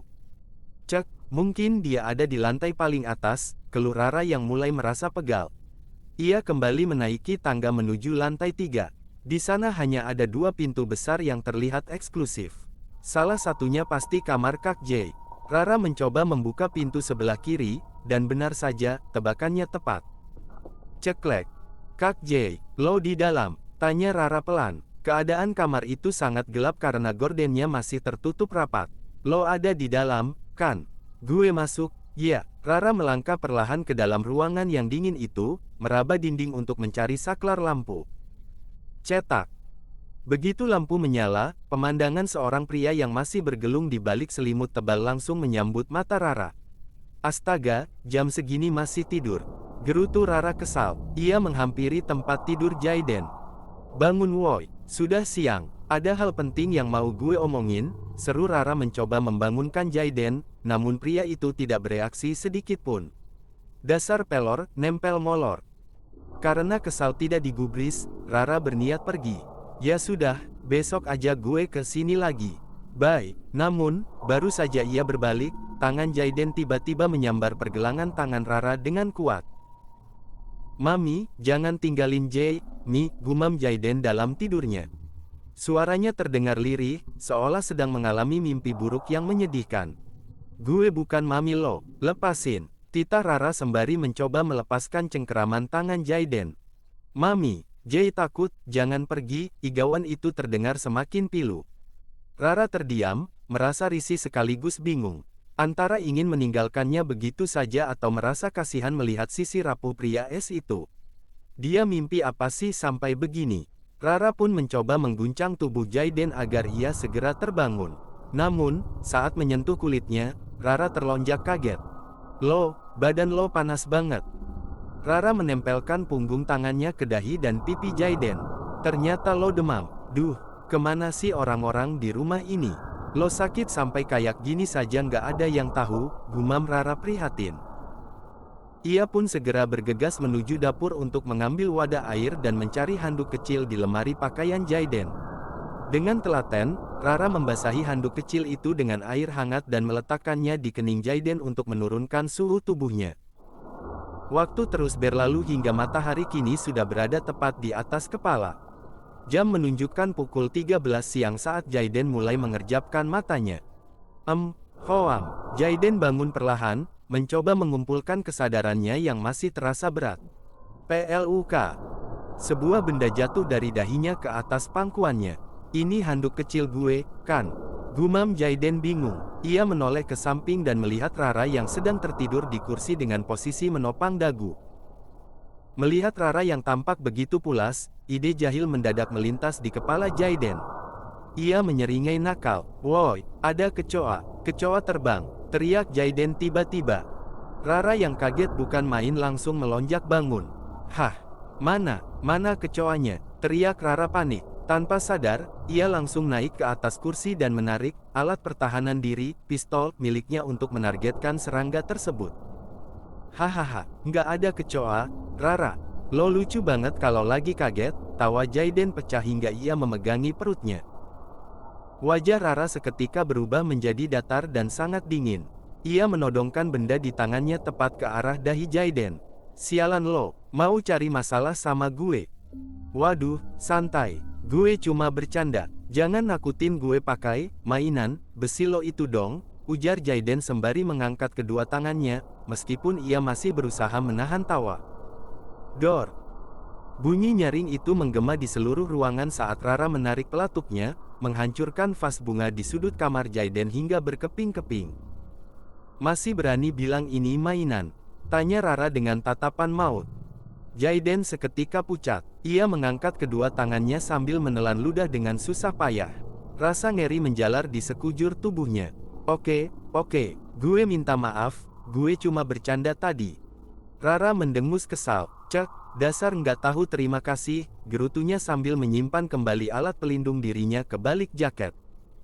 "Maksud lo apa sih?" tanya Jaiden yang masih tampak linglung. "Asal lo tahu ya, dari pagi lo itu tumbang karena demam tinggi. Dan gue yang repot-repot ngurusin dahi lebar lo itu pakai kompresan," sahut Rara dengan nada ketus. Jaiden mendengus kecil. "Gue nggak minta bantuan lo ya. Lagian ini dahi, bukan lapangan bola. Lo itu maksa, tahu. Gue kesini mau bicara penting, lo malah asyik mimpi sambil demam. Pas gue mau cabut, lo malah nahan tangan gue sambil nangis-nangis panggil mami. Emangnya mami lo kemana?" tanya Rara semakin kesal. Raut wajah Jaiden sedikit berubah. "Nyokap ninggalin gue pas gue masih kecil. Tapi gue rasa gue nggak bakal nangis lebay kayak yang lo bilang. Anyway, makasih udah peduli. Anggap aja itu cicilan karena lo udah nolongin gue kemarin," balas Rara datar. "Eits, tapi utang budi lo belum lunas cuma dengan modal air kompresan," sahut Jaiden mulai beraksi lagi. "Oh, jadi lo mau gue ganti biaya rumah sakit? Oke, sebutin totalnya berapa, gue bayar tunai sekarang juga. Dan perlu lo tahu, gue juga punya rumah sakit yang jauh lebih besar dari tempat lo ini," tantang Rara. Jaiden terkekeh. "Gue nggak butuh duit lo. Tapi yang gue tuntut adalah pertanggungjawaban karena gue udah berkali-kali gendong lo kemarin sampai punggung dan tangan gue mau copot." Rara melotot. "Terus lo mau gue gendong balik gitu? Dasar nggak jelas. Gue juga nggak pernah minta lo buat gendong-gendong gue. Bukan itu, maksud gue, lo harus rawat dan pijetin gue sampai sembuh." "Baru semuanya impas," ujar Jaiden dengan nada jahil. "Gak mau, bye." Rara langsung berbalik untuk pergi. Tunggu dulu. Gue cuma bercanda, jangan baper," seru Jaiden sambil menyambar pergelangan tangan Rara. "Lepasin tangan gue sekarang," ancam Rara dengan tatapan tajam. "Nggak mau," tantang Jaiden. Lep, kalimat Rara terputus saat sebuah suara berat muncul dari arah pintu. "Lepasin tangan lo dari miliki gue," tita Alex dengan nada rendah yang sangat berbahaya. Mata Alex berkilat marah melihat Jaiden menyentuh Rara. Jaiden pun menoleh, dan seketika ekspresi jahilnya berubah menjadi sedingin es. Alex melangkah maju dan menarik Rara ke sisinya. "Gue bilang lepasin cewek gue." Jaiden melepaskan genggamannya perlahan. "Gue masih punya urusan sama Aline. Namanya Rara, dan gue larang dia berurusan sama cowok kayak lo. Jadi, jauhkan tangan kotor lo itu dari dia," balas Alex penuh penekanan. Jaiden menyeringai sinis. "Yang tangannya kotor itu lo, karena lo terbiasa main kasar. Cermin mana cermin? Tangan lo juga nggak bersih-bersih amat kan kalau soal bikin orang tumbang," balas Alex tak mau kalah. "Gue nggak pernah main nyawa, gue cuma kasih pelajaran yang setimpal," sahut Jaiden tenang. "Oh ya, terus kejadian sama Gabriel itu apa? Lo mau bilang itu cuma simulasi? Tanya Alex menyudutkan. Itu cuma salah paham, bukan kayak yang lo pikirin, bela Jaden. Sialan, masih nggak mau jujur juga lo. Alex mulai naik pitam, tangannya sudah mengepal kuat. Cukup, teriak Rara menengahi mereka berdua. Ia tahu kalau dibiarkan, kamar ini bakal berubah jadi arena ring tinju. Siapa yang suruh kalian debat kusir begini? Hah? Keduanya kompak terdiam. Rara mendengus lelah. Ayo pergi, Lex. Dan buat lo, Jay, gue bakal balik lagi besok buat selesain urusan kita, ujar Rara sambil menarik Alex keluar dari sana. Sesampainya di halaman rumah, di depan mobil yang terparkir. Ayo cepat masuk mobil, kita balik. Perintah Rara yang masih emosi. Tapi Alex malah diam mematung dengan wajah ditekuk. Buruan, Alex, sebelum lo gue bikin jadi pajangan. Tadi, lo ngapain aja sama dia di dalam kamar? Tanya Alex dengan nada cemburu yang kental. Nggak ngapa-ngapain, jawab Rara singkat. Jangan bohong, gumam Alex masih cemberut. Rara membatin, sejak kapan ketua yang disegani ini berubah jadi bayi besar begini? Hufet, denger ya, gorila tampan, gue beneran nggak ngapa-ngapain. Dia tadi sakit, jadi gue cuma bantuin kompres biar panasnya turun. Udah, itu aja. Sekarang ayo pulang, ujar Rara dengan nada yang dipaksakan lembut sambil tersenyum manis. Mendengar pujian, tampan, hati Alex langsung luluh. Ia pun menurut dan masuk ke mobilnya. Cek, kenapa nggak dari tadi aja sih? Gerutu Rara sambil masuk ke mobilnya sendiri. Kedua mobil mewah itu pun melesat meninggalkan kediaman Felix dengan kecepatan tinggi. Hari ini gue urusin CS itu dulu, besok baru gue cari tahu siapa yang berani usik ketenangan kelompok gue, batin Rara sambil fokus ke jalanan. Bab 107. Sesampainya di markas GV, Rara dan Alex segera memarkirkan mobil mereka dan bergegas menuju ruang pertemuan. Rara yang awalnya berniat pulang ke rumah keluarga Abimanyu mendadak teringat hal mendesak dan langsung memutar arah ke markas. Maaf, apa kalian sudah menunggu lama? Tanya Rara begitu memasuki ruangan. Enggak kok, Ra, kami juga baru saja sampai, jawab Vano tenang. Rara mengangguk dan mengambil posisi duduk, diikuti oleh yang lainnya. Suasana mendadak serius.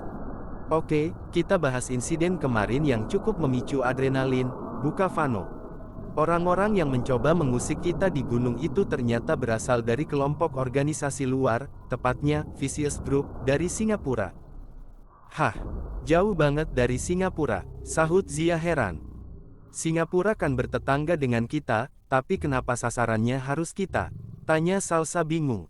Itu dia pertanyaannya, kenapa mereka jauh-jauh menyeberang hanya untuk mencari masalah dengan kita? Vano tampak berpikir keras. Benar-benar aneh, timpal Zia. Apa ada salah satu dari mereka yang masih bisa kita mintai keterangan? Ada satu orang, tapi kondisinya masih sangat kritis dan sedang dalam penanganan medis intensif, jawab Vano. Bagus, pastikan dia pulih, kita butuh dia bicara jujur, tegas Zia. Rara kemudian memerintahkan untuk memindahkan tahanan tersebut ke rumah sakit RPA agar dipantau lebih ketat oleh tim medis mereka. Kalau musuhnya dari sana, berarti kita bakal ada studi banding ke Singapura dong? Tanya Fitri polos. Kemungkinan besar begitu, jawab Rara singkat. Tapi sebelum itu, fokus kita sekarang adalah ujian kenaikan kelas. Kita harus tetap memprioritaskan pendidikan. Urusan mencari bukti, biar tim investigasi yang bergerak. Setuju banget, gue udah nggak sabar pengen lulus, seru Zia semangat. Pengen cepat lulus supaya bisa lanjut ke pelaminan ya, goda Alvin sambil melirik Zia. Iya, pengen lulus biar bisa menyusul idola Korea gue, balas Zia ketus namun bercanda, membuat Alvin mendengus kesal. Setelah rapat selesai, Rara tampak masih terdiam di kursinya. Alex yang menyadari hal itu menghampirinya. Ada yang mengganggu pikiranmu? Tanya Alex lembut. Cuma sedikit pusing, banyak hal yang harus dipikirkan, jawab Rara pelan. Kalau gitu istirahat dulu, Ra. Jangan dipaksakan nanti malah jatuh sakit, ucap Alex khawatir. Nanti saja, pekerjaan masih menumpuk, tolak Rara. Kalau lo sampai tumbang, siapa yang bakal repot? Siapa yang bakal jaga lo? Rara tersenyum tipis. Kan ada pelindung setia, gue di sini. Alex tertawa kecil. Ya sudah, ayo kita cari udara segar sambil cari makan. Gue tahu lo butuh asupan yang membakar lidah sekarang. Ide bagus. Gue lagi pengen yang super pedas, jawab Rara antusias. Mereka pun berpamitan pada yang lain. Guys, gue pergi dulu ya. Nanti gue bawakan oleh-oleh makanan. Oke Ra, yang banyak ya, teriak Zia dari kejauhan. Sambil berjalan menuju mobil, pikiran Rara kembali melayang pada perkataan Anastasia tempo hari. Namun, ia mencoba menepisnya saat Alex mulai melajukan mobil meninggalkan markas. 20 menit kemudian, mereka sampai di sebuah kawasan kuliner kaki lima yang cukup populer. Katanya di sini ada kedai tteokbokki yang legendaris. Mau coba? Ajak Alex. Boleh, aromanya saja sudah enak banget, sahut Rara. Mereka pun duduk di salah satu meja yang kosong. Mau makan di sini atau bawa pulang? Makan di sini dulu saja, baru nanti kita bungkus buat anak-anak di markas, putus Rara. Ia kemudian memesan 2 porsi lengkap, satu dengan level pedas maksimal untuk dirinya dan satu level normal untuk Alex. Sambil menunggu pesanan, mereka berbincang santai. Tak lama, aroma pedas yang menggoda menyapa hidung saat pesanan mereka tiba. Namun, saat Rara baru saja mencicipi kuahnya, brak! Suara pintu kedai yang dihantam keras mengejutkan semua orang. Beberapa pria berbadan besar dan tampak garang masuk sambil mengacak-acak barang di sana. Waktu kalian habis, pergi dari sini, teriak salah satu pria berotot itu.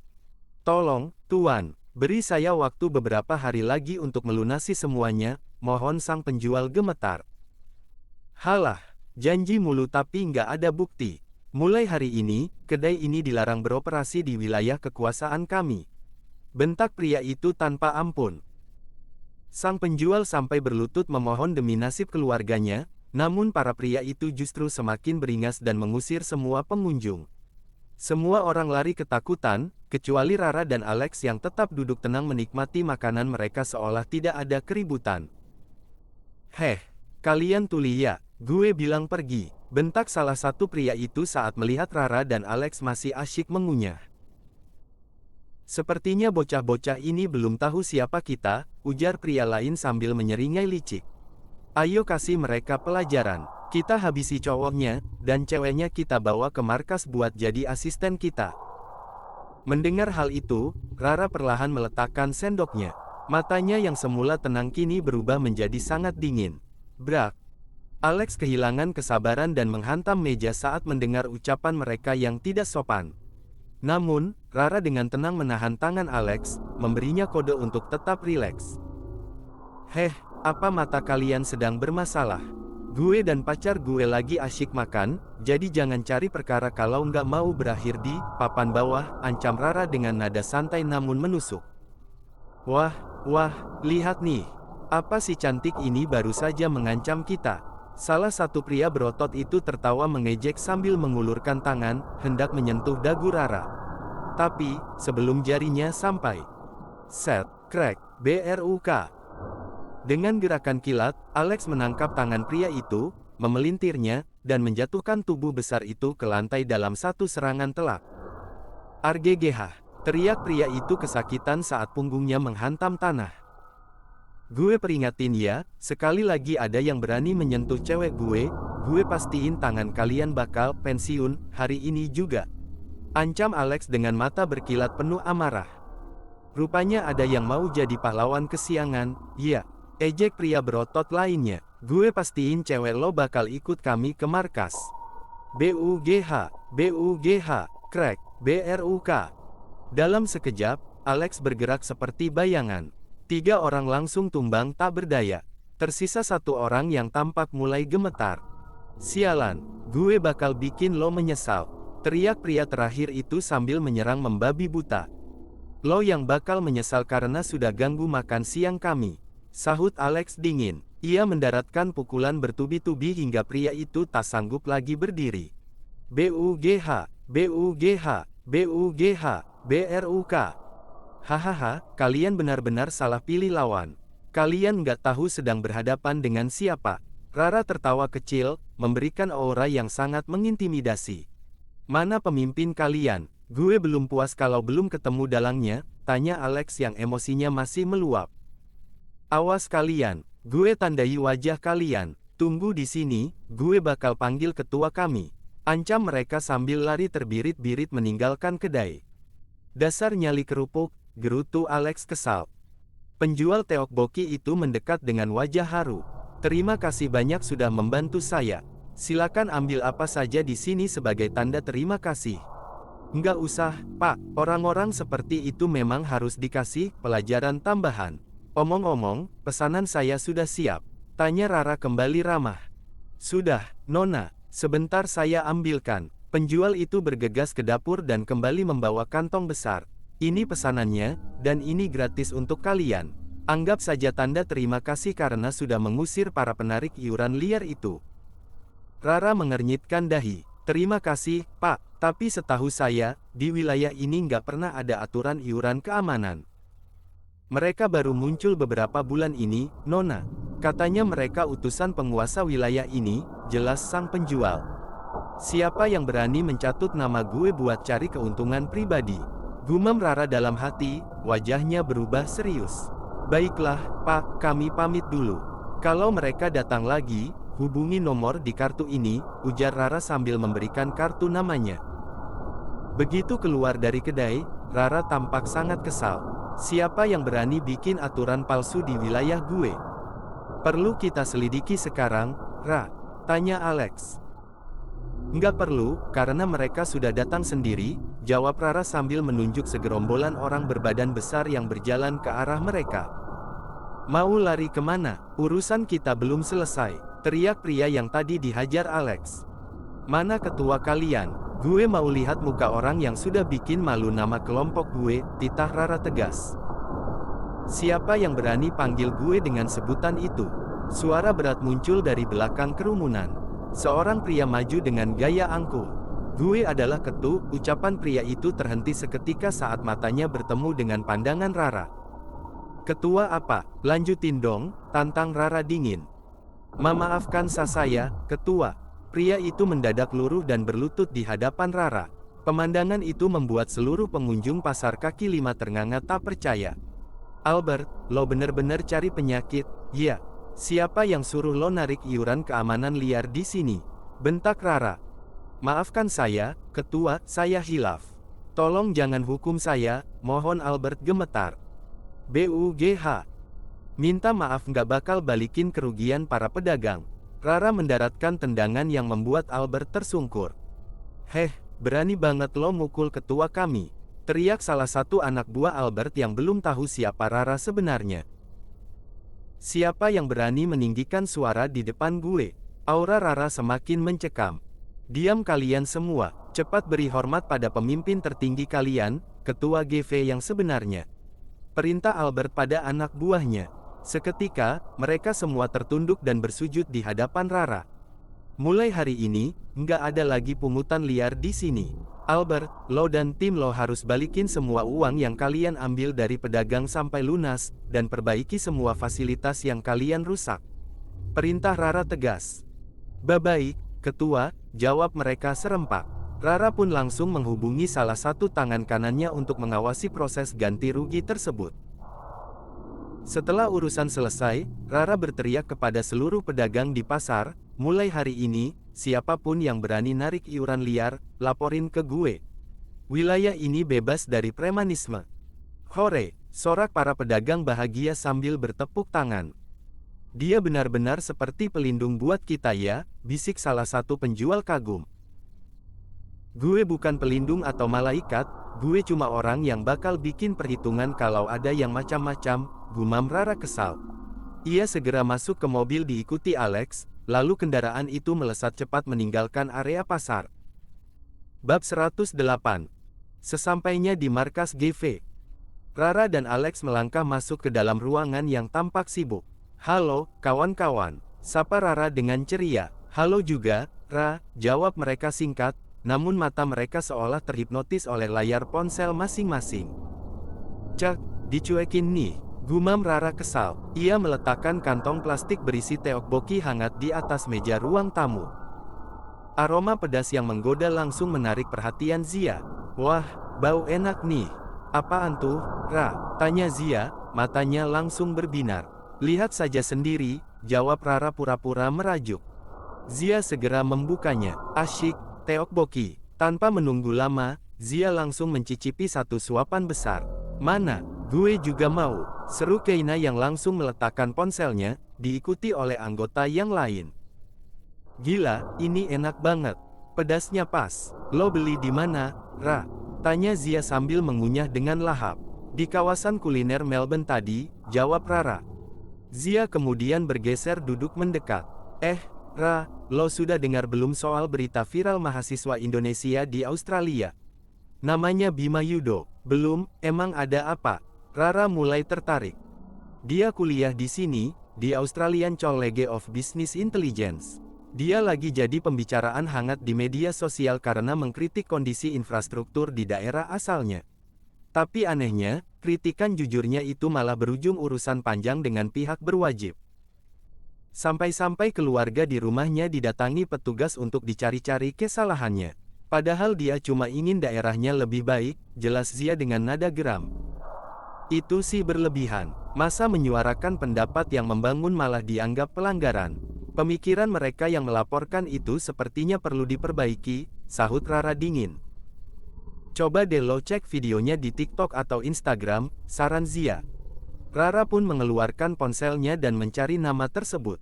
Ia menonton beberapa cuplikan video yang menunjukkan kondisi jalanan yang rusak parah.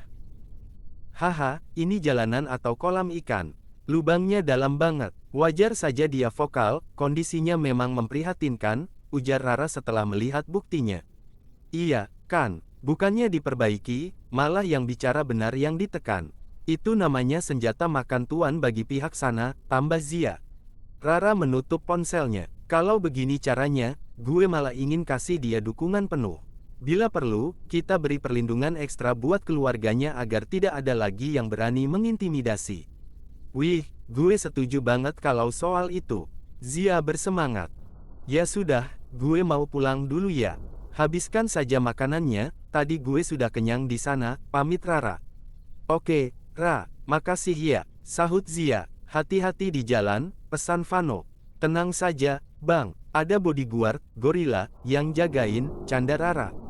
Bodyguard apa tadi? Tanya Alex yang baru berdiri dari sofa.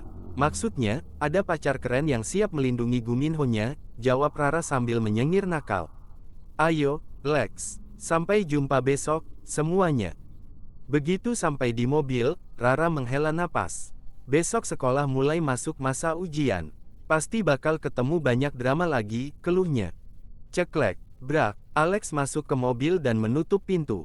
Mau mampir kemana dulu? Langsung pulang saja. Capek, butuh fokus buat belajar, jawab Rara. Gimana kalau kita naik pelaminan saja? Ajak Alex tiba-tiba dengan nada santai. Nggak mau, tolak Rara cepat. Kenapa sih? Gue mau fokus belajar dulu, Alex. Terus kuliah, baru kerja. Jangan aneh-aneh deh, jawab Rara kesal. Kan nggak masalah, gue bisa bantu lo belajar. Urusan kerja juga kita bisa barengan nanti, goda Alex. Nggak boleh. Nanti rencana masa depan gue bisa berantakan sebelum waktunya. Kalau lo serius, tunggu gue 2-3 tahun lagi, tegas Rara. Yah, keburu lumutan dong gue nunggunya, keluh Alex. Emangnya lo kayu yang bisa lumutan? Gue masih di bawah umur ya, Om, tambah Rara meledek. Nggak apa-apa, punya pasangan muda itu bikin awet muda juga, sahut Alex sambil tersenyum penuh arti. Cek, cepat jalanin mobilnya. Tita Rara sambil membuang muka ke arah jendela. Alex terdiam sejenak. Ia mengulurkan tangan, memegang kedua pipi Rara dan memutar wajah gadis itu agar menatapnya. Gue bakal nunggu lo, mau berapa lama pun itu. Yang penting ujungnya tetap sama lo, ucap Alex lembut. Kap, sebuah kecupan mendarat di kening Rara. Alex kemudian mulai melajukan mobilnya dengan tenang. Rara terdiam mematung, pandangannya kembali beralih ke jendela karena pipinya mulai terasa panas dan merona merah.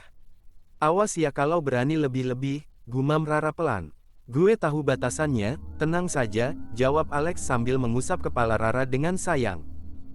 Duh, kenapa jantung gue malah balapan begini? Teriak Rara dalam hati. Ia berusaha keras mempertahankan ekspresi datarnya, meski perasaannya sedang diaduk-aduk. Kayaknya gue harus jaga jarak sedikit, kalau enggak, pertahanan gue bisa runtuh. Sesampainya di rumah keluarga Abimanyu, Rara langsung melesat keluar dari mobil dan berlari masuk ke dalam seolah sedang menghindari sesuatu. Alex yang tertinggal di belakang hanya bisa mengerutkan kening kebingungan. Loh, dia kenapa? Gumam Alex heran. Ia pun menyusul masuk ke dalam rumah. Alex, tante kira Rara pulang sendiri, ternyata diantar kamu. Mau makan siang dulu di sini. Sapa Saskia ramah begitu melihat Alex di ruang tamu. Alex tersenyum sopan. Terima kasih tawarannya, tante, tapi tadi Alex sudah makan bareng Rara di luar. Kalau begitu, Alex pamit pulang dulu ya, tante. Oh, ya sudah. Hati-hati di jalan ya, jangan ngebut, pesan Saskia. Siap, tante. Selamat siang, pamit Alex sebelum melangkah pergi meninggalkan kediaman itu. Sementara itu, di lantai atas, Rara sedang mencoba menenangkan pikirannya yang sedang semrawut. Ia berendam di dalam bathtub berisi air dingin yang diberi tetesan parfum Prancis favoritnya. Aroma mewah itu memenuhi ruangan, berusaha mengusir segala kecemasan di kepalanya. Apa Alex beneran sanggup nunggu gue selama itu? Bisik Rara pada dirinya sendiri. Tatapannya kosong menatap buih sabun. Gue takut itu cuma janji manis, dan pada akhirnya dia bakal jenuh lalu pergi.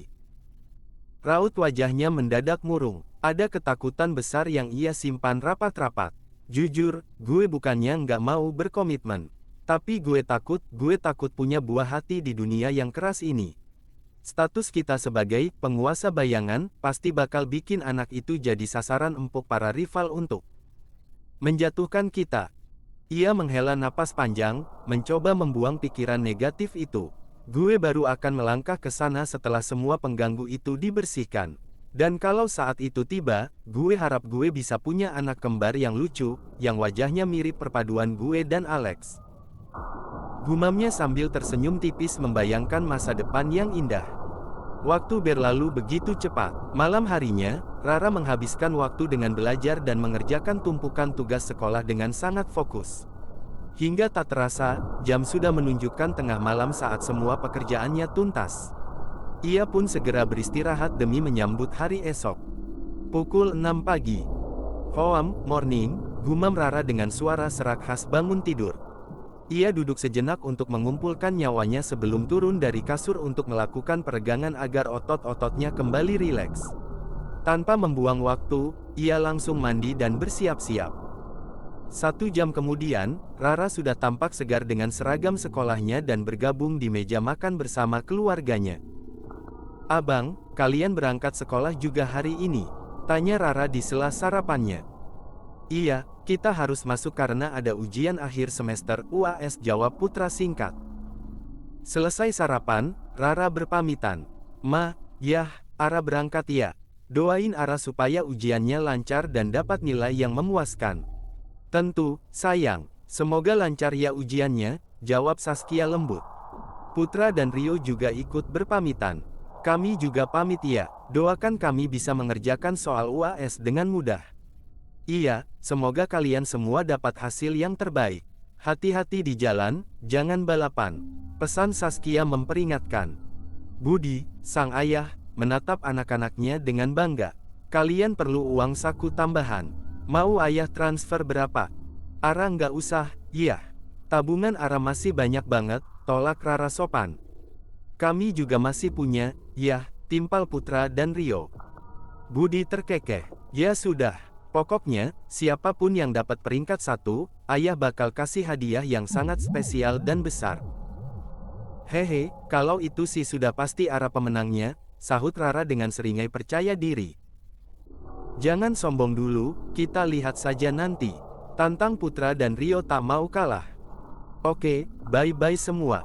Seru Rara sambil berlari menuju garasi. Ia mengeluarkan motor sport putih kesayangannya yang sudah lama tidak ia kendarai. Wih, sudah lama ya gue nggak ajak lo jalan, bisik Rara pada motornya. gue duluan ya, abang-abang jelek. Kejar kalau bisa. Rara langsung memacu motornya dengan kecepatan tinggi keluar dari area rumah menuju SMA Nusa Indah. 15 menit perjalanan, saat Rara sedang asyik membelah jalanan, matanya menangkap sosok seorang gadis yang juga sedang mengendarai motor di depannya.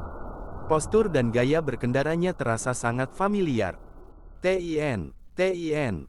Woi, tunggu!" teriak Rara sambil membunyikan klakson dan menambah kecepatan untuk mengejar gadis tersebut. Bab 109. TIN, TIN. "Woi, berhenti dulu!" seru Rara. Gadis di depannya itu pun segera menepi. Lo Rara, kan?" tanya gadis itu terkejut. "Lo Bianca?" Rara balik bertanya untuk memastikan. "Iya, gue Bianca, orang yang pernah lo tolong waktu itu," jawabnya dengan senyum lebar. "Ngapain lo di daerah sini?" tanya Rara penasaran. "Gue mau berangkat sekolah," jawab Bianca santai. "Sekolah di mana?" "Gue murid baru di SMA Nusa Indah." "Oh, ya sudah, barengan aja kalau gitu," ajak Rara yang disambut anggukan mantap dari Bianca. Keduanya pun memacu motor mereka menuju gerbang sekolah. Sesampainya di sana, suasana mendadak riuh. Seperti biasa, kedatangan Rara selalu jadi magnet perhatian. Namun kali ini terasa beda, banyak tatapan sinis yang mengarah padanya. Tapi, ya namanya juga Rara, dia bersikap masa bodoh selama mereka tidak mencari masalah duluan. "Pagi, Ra. Pagi semuanya. Ini Bianca ya?" sapa Zia yang sudah menunggu. "Pagi juga," sahut Rara pendek. "Iya, gue Bianca. Senang bisa ketemu kalian lagi," sapa Bianca ramah. "Lo pindah ke sini?" tanya Zia antusias. "Iya, bokap pindahin gue ke sini. Gue masuk kelas 10, jelas Bianca." "Wah, mantap, kita bakal seangkatan dong. Yuk, masuk," ajak Zia semangat. Di tengah perjalanan menuju kelas, Zia membisikkan sesuatu. "Ra, lo tahu kan besok ada pertemuan besar para petinggi organisasi bawah tanah dari berbagai negara?" Rara mendengus kesal. "Iya, gue tahu. Gue males banget harus ketemu sama kumpulan orang-orang berego tinggi itu. Tapi bokap gue juga bakal hadir di sana," sapa Bianca menimpali. "Iya, gue ingat sekarang," jawab Rara pelan. "Terus, ada teman lama kita juga di sana, si Talia yang dari Thailand," tambah Zia. "Oh iya, hampir lupa. Ya sudah, yuk ke lapangan dulu buat apel pagi," ajak Rara. Waktu berlalu cepat hingga jam menunjukkan pukul 15.30. Bel pulang berbunyi, dan seluruh murid SMA Nusa Indah berhamburan keluar. "Kita berangkat sekarang, Ra?" tanya Zia sambil berjalan menuju parkiran. "Iya, waktu kita nggak banyak. Kita harus segera bersiap," jawab Rara tegas. "Bang Vano, burung besinya sudah siap, kan?" tanya Rara pada kakaknya. "Sudah beres, tinggal angkut," jawab Vano santai. Rara menghitung waktu. "Berapa lama perjalanan dari Australia ke Prancis?" Vano menjelaskan dengan detail, "Kalau kita pakai kecepatan standar, bisa 30 jam. Tapi kalau kita gaspol di kecepatan 900 km per jam, kita bisa sampai dalam 16 jam. Oke, kita ambil jalur ekspres 16 jam, putus Rara. Yuk, pulang buat packing." Saat mereka sedang asyik bersiap balapan menuju rumah masing-masing di parkiran, tiba-tiba sebuah mobil mewah berhenti tepat di depan gerbang. Dua pria keluar dari sana, seketika membuat suasana sekolah pecah. Ganteng banget, ada bintang Korea nyasar," teriak para siswi histeris. "Itu calon suami gue datang jemput," sahut yang lain tak mau kalah. Zia melongo. "Ngapain mereka ke sini, sih? Sialan, mereka mau tebar pesona," gerutu Rara kesal. "Hai," sapa Alvin dengan senyum paling manisnya. "Ngapain lo ke sini, Vin?" tanya Zia ketus. "Mau jemput bidadari dong," jawab Alvin enteng. "Halah, bilang aja mau pamer muka," ejek Zia. Di sisi lain, Alex menghampiri Rara. "Gimana ujiannya?" "Lancar." "Ya," jawab Rara singkat dan padat. "Syukurlah," ujar Alex lega. "Ngapain lo ke sini, Lex?" tanya Rara galak. "Jemput Guminho gue, lah," jawab Alex tenang. "Sekali lagi lo datang begini, gue kirim lo ke bulan ya. Lo nggak lihat semua orang jadi ngelihatin kita. Terus masalahnya di mana?" tanya Alex polos. Rara memutar bola mata malas. Terserah, gue mau pulang. Ayo naik mobil, biar Alvin yang bawa motor lo, ajak Alex. Nggak mau, pergi aja sana sama fans-fans lo yang manggil, opa, itu. Sahut Rara cemburu. Gue kan emang ada keturunan Korea, Ra. Masa dilarang? Oh, jadi bangga nih dipanggil opa. Sana cari opa lain. Gue mau ke Korea ketemu idola gue aja, atau ke Prancis nyari om-om keren yang lebih dewasa. Tantang Rara. Alex seketika panas. Nggak boleh.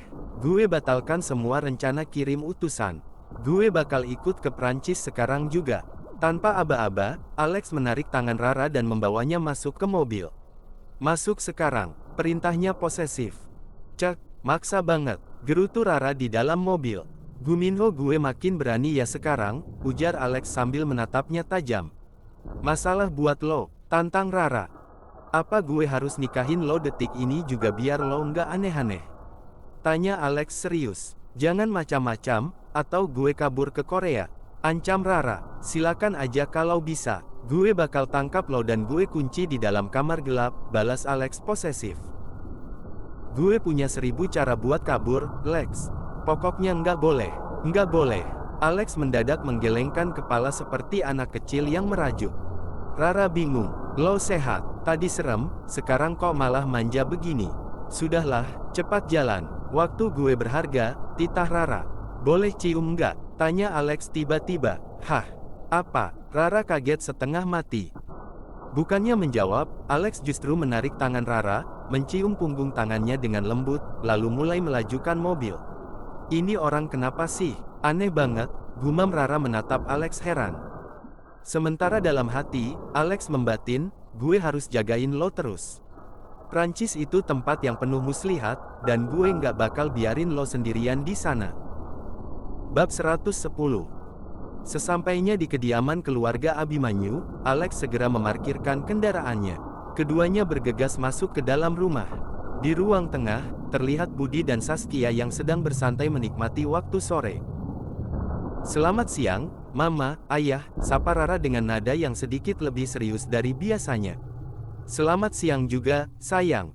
Tumben kalian sudah kembali, jawab Saskia lembut. Rara mengambil napas panjang sebelum bicara. Ma, Yah, Ara mau izin. Ada urusan mendesak yang mengharuskan Ara pergi ke luar negeri malam ini juga. Negara mana? Dan kamu pergi dengan siapa? Tanya Saskia dengan raut cemas. Ke Prancis, Ma. Ara berangkat bareng Alex, Zia, dan teman-teman yang lain. Semuanya sudah dipersiapkan, jelas Rara. Mendengar nama Alex disebut, Saskia sedikit tenang. Baiklah, kalau memang sepenting itu. Tolong jaga diri baik-baik di sana. Jangan putus komunikasi dengan Mama, Ayah, atau abang-abangmu, ya. Pasti, Ma. Ara siap-siap dulu ya, jawab Rara sembari melesat menuju kamarnya. Saskia kemudian menatap Alex dengan pandangan penuh harap. Alex, Tante titip Rara. Tolong jaga dia dan jangan biarkan dia sendirian di sana. Tante jangan khawatir, saya berjanji akan menjaga Rara dengan seluruh kemampuan saya, jawab Alex mantap. Tak lama kemudian, Rara muncul dengan penampilan yang sangat kontras. Ia mengenakan outfit serba hitam, mulai dari jaket, kaos, hingga kacamata gelap yang membuatnya terlihat sangat berwibawa. Ayo, semuanya sudah siap, ajak Rara. Setelah berpamitan singkat, mereka langsung menuju bandara. Perjalanan menembus awan. Di landasan pacu, pesawat pribadi milik Rara sudah menunggu. Semua anggota tim sudah berkumpul lengkap. Sudah siap semua, tanya Rara memastikan. Siap tempur, Ra, tinggal lepas landas saja, sahut Zia mewakili teman-temannya. Mereka pun masuk ke dalam kabin mewah. Alex yang duduk di samping Rara melihat gurat kelelahan di wajah kekasihnya. Tidurlah dulu di kamar bagian dalam, Ra. Nanti kalau sudah sampai, aku bangunkan. Rara menggeleng kecil. Nggak mau. Masa aku enak-enakan di kamar sementara yang lain di kursi penumpang? Jadi, kamu mau aku temani di dalam? Pancing Alex sambil menggoda. Bukan begitu, somplak. Maksudku, aku merasa nggak enak saja kalau istirahat sendiri. Aku di sini saja, jawab Rara ketus. Ya sudah, kalau begitu sandarkan kepalamu di pundakku saja. Pundakmu ketinggian, Lex. Malah bikin leherku pegal, gerutu Rara. Akhirnya ia memilih menyandarkan diri di kursi penumpang yang sangat luas dan nyaman. Alex hanya tersenyum tipis. Ia menggenggam tangan Rara, mengelusnya perlahan untuk memberikan ketenangan hingga gadis itu akhirnya terlelap dalam perjalanan panjang tersebut. Selamat datang di Prancis. Setelah menempuh penerbangan selama 16 jam, burung besi itu akhirnya mendarat di tanah Prancis. Suasana bandara terasa dingin karena perbedaan waktu yang cukup signifikan dengan Australia. "Hei, Guminho, bangun, kita sudah sampai," bisik Alex pelan.